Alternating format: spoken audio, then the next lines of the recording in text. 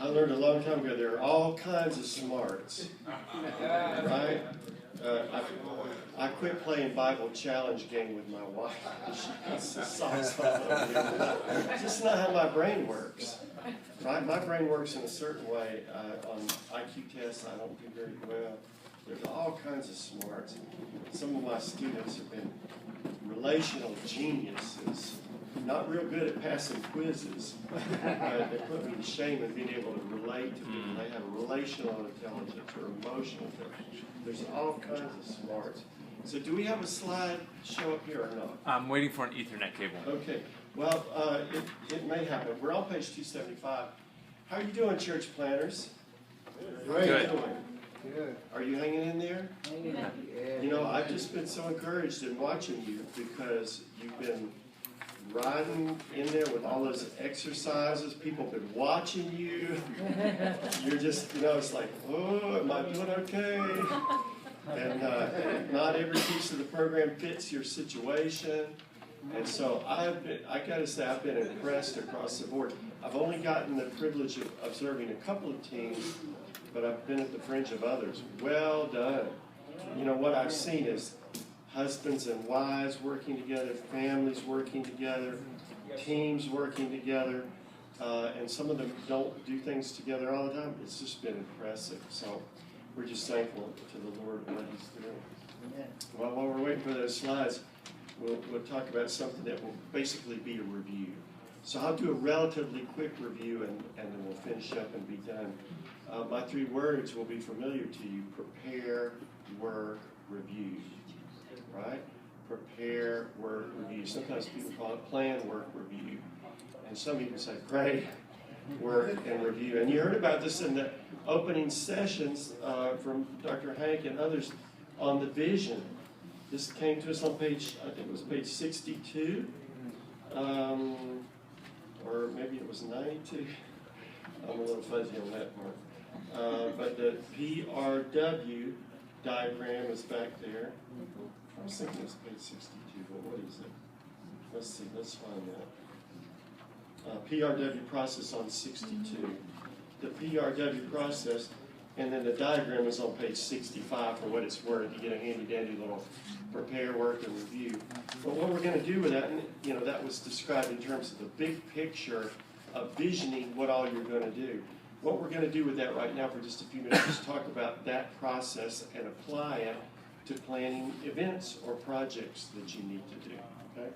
And our opening thing talks about that. You know, don't be anxious about preparing events or projects. I don't know how many of you like to do that sort of thing. Is anybody here an event planner? Kinda?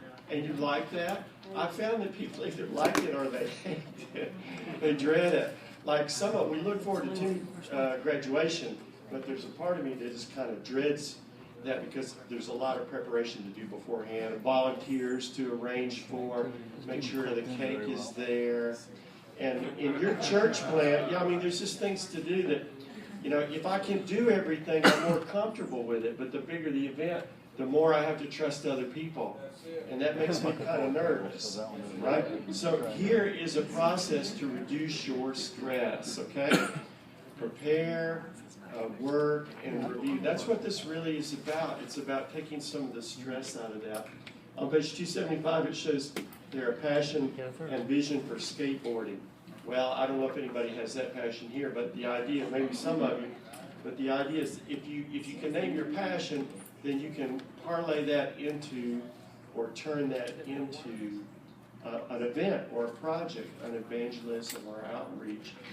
You know, it's just like anything that your church plant decides to do, including a launch or an outreach, that just needs some planning and preparation. I was down at a church in South Park. I guess it was South Park. It was like Broadway and 299th Street or something. Way down south in there. And this church had in their bulletin for Sunday, on Wednesday we do drive-by prayer. Drive-by prayer. And I thought, that sounds interesting. And so I asked about that. And they came up with this cool program. they have drive-by shootings in their neighborhood. So they decided they were going to offer drive-by prayer. Okay? They were going to start by going to those places that had experienced drive-by shootings or other kinds of violence. They're going to call ahead and say, we've got a team that would like to come over to your house, pray over your property and your house, and pray for you, and begin to bring the Spirit of the Lord to bear in our city to see God change this situation. Drive-by prayer, we're going to go to other sites that the police tell us are high crime sites. We're going to stake that out. There are going to be people praying there once a week or more. We're going to have drive-by prayer at our church. People can pull up in the parking lot, and a member of the church will come out and pray for them. They just have to crack the window. We're going to say, well, how can we pray for you? Drive-by prayer. Is that cool? But it takes planning, it takes preparation, it takes programming. And, of course, people get very excited about things like that. You want to make sure that your volunteers are doing things that are legal and they're not going to get the church in trouble. Right? That's what PWR is about. You say PWR with me. PWR. What does that stand for? Prepare, work, review. Prepare, work, review. Prepare, work, review. If you think about the kind of projects that you see in the Bible, and they're listed there on page 275, it's amazing how many different kinds of projects that the people of God had to do at God's direction, like Noah had to build the ark, right? Wow, that's an interesting logistic project. You got to get the lumber there, you got to cut it right, you got to piece it, put it together, make sure, I don't know what kinds of things that Noah had to make sure that there were enough little doors to let the poop out, otherwise it would be pretty bad after they've been in that ark for several months. You know, you had to plan these things so that when you get out there and you're floating around, right? It's a joke. You have to plan for these things. You have to think ahead. That's what the preparation meant. Joshua and the conquest of Canaan, there was some planning and direction about that. If I was planning that, I'd have to tell the people, oh, we've got our slides. Good. Well, give me the first one. Is anybody nervous? Maybe somebody can dim the lights a little bit. Anybody nervous about doing events? That's what that slide's about. Okay, now I'll give us the next slide. It's Noah's Ark, I think. Passion and vision, beg for a place. You know, that the idea is that planning for a project or an event can help you translate your passion into a productive kind of thing. Okay, next slide. There we go. There's Noah planning, special escape hatches or whatever. Next slide. Joshua and the conquest of Canaan. I was going to say, get special instruction. The seventh time we've gone around the city, and when you shout, everybody step back 10 paces. Going the wall to follow. Next slide. You have to plan about it. There's David planning the temple. He's looking at people that have given the diagram. Keep going. We'll see a couple more. Nehemiah and the rebuilding of Jerusalem's walls. Another one. Paul and the Jerusalem collection. These are all things that we just take for granted, but they took these brothers and sisters. They had to plan and so forth. And there's no indication that they use this particular thing, but you maybe see something like that in Nehemiah's rebuilding of the wall. There's definitely a lot of preparation, a lot of work, and even some review. So something like that is there, I think, and even in Paul's collection of the Jerusalem, collection of money for Jerusalem. Okay, next slide. Good.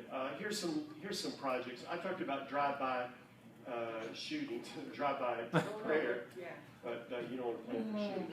Here's some of the typical things that you would plan. You plan for a worship service. It takes time. You have to pull the materials together. So you prepare, you work, and you review. How did it go? What do we need to do next time? Evangelistic events, even elder meetings. So these are the kinds of things that we tend to just do off the cuff. But if you get accustomed to the planning and preparation, you can see your events and your projects and your meetings go a lot more efficiently. They don't necessarily take a lot of time. Next slide. A project is an effort with a beginning and an end that must be completed within defined constraints of time, resources, and quality. Again, these are things we just take for granted. We've got a limited amount of time. We've got a limited amount of money. And we need to do this thing, or we've decided that we want to do it. And so how are we going to do it? Let's just take 10 minutes here and think through this. Maybe take the first 5 and just pray. And then after that, we'll sit and think, how are we going to do this? We've got an elders meeting coming up, or we've got a all congregational meeting. What do we want to have happen? Let's think about that a little bit. Let's plan it and walk it through. Here's the process again. Next slide. Prepare, keep going, work, review, okay? Next. Context, who, what, why, and purpose. So really we're just going to talk about the prepare. Really. Primarily that's what we need to talk about. Because if you do a good preparation, the rest will happen, okay, more or less. And you still need to work and you need to review, but the prepare is the main thing. I need the microphone. Yeah. The prepare is important. Now back up please to 1 and 2. So there are eight kind of little steps or components here, and we're going to pair them together. Context and purpose. The context is, of course, you're thinking about what you want to do in light of where you're at, who you have to work with, how much money you've got, circumstances, times, and things like that. The who, what, why, when, where. All those context kinds of things are really important for planning any sort of event. The purpose, why are we doing this? You know, it's so obvious, right? But how often do you do something and you don't take time to talk about what your purpose is? It's amazing. I once attended a little church out in the country for a while, and the Holy Ghost fell. Hallelujah. Yes, Jesus. And I was asked to serve on the Christian Education Committee. And so my first meeting there, they went around and introduced themselves and talked about, and then they said, well, do you have any questions for us? I said, what's the purpose of Christian education in this church, in this body? I mean, it's a typical thing for a Christian ed project. Well, they looked at me like I was speaking a foreign language. The purpose, like they really didn't know what to say. Like it wasn't obvious to everybody what Christian education about. And when I finally got them to say was to make sure there was somebody in the nursery and make sure that Vacation Bible School happened. That was the purpose. And when I began to talk to you about is that all you want, you envision? Do you want the adults to learn? What about the adult Sunday schools? They began to get it. But people don't naturally or automatically think, what's our purpose here? They tend to think more in terms of what can we do? What would be cool to do? Okay? We're going to Friday night. What would be cool to do? They don't stop and think, what's our purpose? What's God called us to do? Let's look and think about that again. Purpose, purpose, purpose. So important. Next slide. Brainstorm and prioritize. Here's another pair. Okay, just like context and purpose go together, brainstorm and prioritize go together. Again, you have to practice at this and encourage your people. We're going to take the next 5 minutes and we're going to plan an event for our church. I heard Dr. Bob talk about drive-by prayer, and I think that would be good for us. So we're going to just talk about how would that look in our church. First thing we're going to do is brainstorm. What's that? We're going to think of all the possible ideas about what we might do. Okay?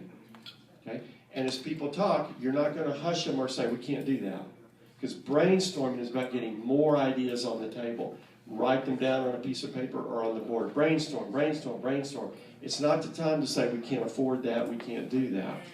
It's true, of course, but brainstorm, brainstorm, brainstorm. List them all out. You don't have to tell anybody that's a dumb idea or we can't afford that idea. Once you have all your ideas listed out, then you can star the ones that can work for you, the realistic ones, the affordable ones. That's what they're prioritizing about. It would be great. I want to do all of these things. You guys have great ideas. I want to do all of them. But we got to start. What's our top one or our top three? Let's dream and pray and try to do the top three. That's what they're prioritizing about. We're still preparing. We're still in the preparing stage. Next slide. Next pair of items. Constraints and action steps. Well, in addition to prioritizing what you can possibly do, the constraints or the limitations are important to name. Well, I really like the idea that this brother had or this sister had, but it would cost a lot of money to do. Church is going to have a bake sale. We want to invite the community in, an open house. And we decided that it's really time to paint the church because it's been needing it for a long time. But when we look at it, we realize we don't have the money for the paint. Nobody's donated the paint. It's not really realistic. So we're going to live within our boundaries and limitations. there's no need to talk about boundaries and limitations if you're planning something and you know that you have all the resources. But it's just good to name it briefly and refer to it just in case. Action steps. What do we need to do? Now that we know our limits, what steps do we need to take? Have somebody write them down. Even though they seem very obvious, we need to put together a volunteer team. We know that Starbucks will donate coffee for our event because they've done it before for community service events and they're friendly toward our church. But we need somebody to go down there and take a letter asking them for the donation, for somebody to pick it up and bring it, somebody take it back. And so we have to put all that together because people with great ideas often burn out because they wind up doing all those things themselves, right? And so talk about limitations. You might have all kinds of great ideas, but you may not have enough volunteers to do it. And you cannot do everything yourself. And so you have to, the constraints are really about counting the cost, aren't they? It's so exciting to get a breakthrough idea, but you have to count the cost. And once you do that, then you can plan out your action steps. These are the things that we can do. Next slide. Sanity check. Did we forget anything? So you're looking through your plan, you're looking through your action steps. We know we need to do this, this, and this. And maybe there's a couple of little trivial tasks that are so small, you know you can take care of it. You don't really need to write it on the board. That's okay. But did you miss anything big? Is there anything that we forgot about? Oh, we're going to the park. How are we going to get all those kids there? Okay. Or we planned an event for people that don't drive. Oh, how are we going to get them here? Well, they usually come on the bus. Well, are they going to get here on time? What are our limits? Did we forget anything? And assignments. Does everybody know what they're supposed to do? How many of you know that toward the end of a meeting like right now, if you ask everybody if they understand, what are they going to say? Let's get out of here. I got it. I got all I need about church. I'm ready to go. Right. All right. So, brother, will you just tell me, will you explain what your assignment is to me again, just so I know you got it? Right? And then the brother starts saying, and be like, no, that's not it. No, Gus, that's not what we gave you to do. No, Consuelo, can you explain to Gus what he's supposed to do? Right? Okay, so assignments. Does everybody really know? Do they really understand? I think that's it. So just back up and run through the pairs one more time. Okay? It's a pretty simple process, even though there's a lot of steps there. Context and purpose. You got to start. The man said, begin with the end in mind, right? And it's so wise and so rarely done. Begin with the end in mind. What do you really want to accomplish? I tell you what, if there are 5 people on the church plant team and they plan an event, they've probably got 5 different ideas in mind about why we're doing that. You need to get that out on the table and talk about it. Context, purpose, next. Brainstorm. Lots, and then chop it down, prioritize it, make it realistic. 3, 4, 5, 6, constraints and actions. What's our limitations? What do we actually need to do? And then 7 and 8, sanity check. Did we forget anything? And assignments. Next slide. And then we do go on and work the plan. The expression is plan your work and work your plan. Say that with me. Plan your work and work your plan. That means if you hit a hitch, don't change your whole plan in the middle of the thing. Now, you may have to make adaptations and so forth and so forth. But plan your work and then work your plan. Stick with your plans, all right, and to the best extent that you can, so that when you get around to the review, then you can talk about, wow, this didn't work very well. Of course, you need to make adjustments as you go along, but don't abandon your plan. Okay, I've got 5 minutes. All right, so work your plan. Check your tasks regularly. Are they getting done? Don't just assume it. Those of you that are the point person for, all right, we're going to, Cynthia's going to be the point person for our drive-by prayer event, right? She just can't assume that everybody's doing their task. She needs to send them an email or call them. Were you able to do that? Were you able to follow up? Were you able to get Starbucks to agree? We all have to be kind of prodded on that. Be ready to adapt. Yeah, adapt, but that doesn't mean you throw your plan out. It means you adapt where you need to. In the case of the church that was having an open house, they weren't able to afford to paint the whole church. They realized they counted the cost. They didn't have the money or the volunteer time. So they figured out other ways to make the church look neat. They kept the plan, but they adapted it. You see what I mean? Follow through, we talked about with Cynthia. Next slide.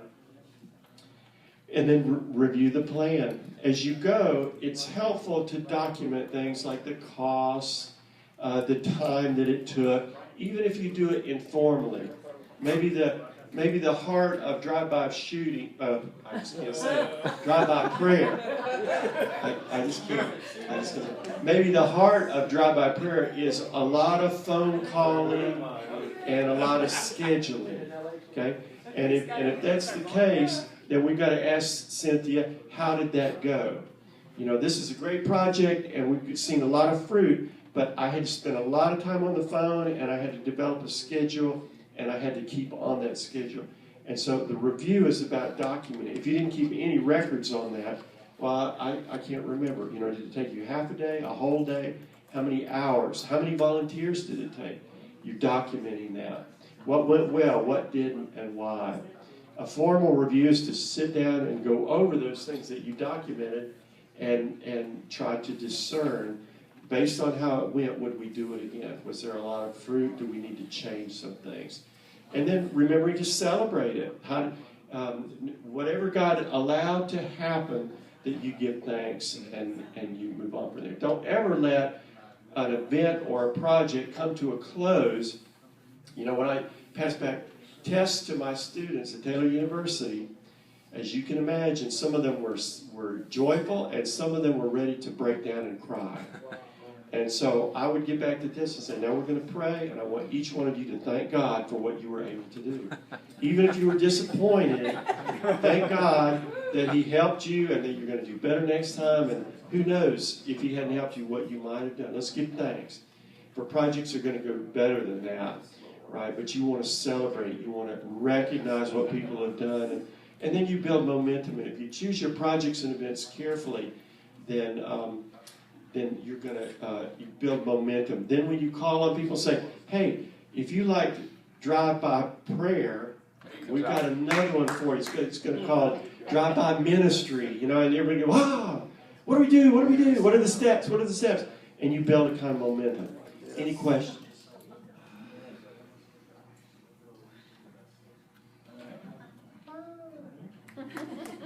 Thank you.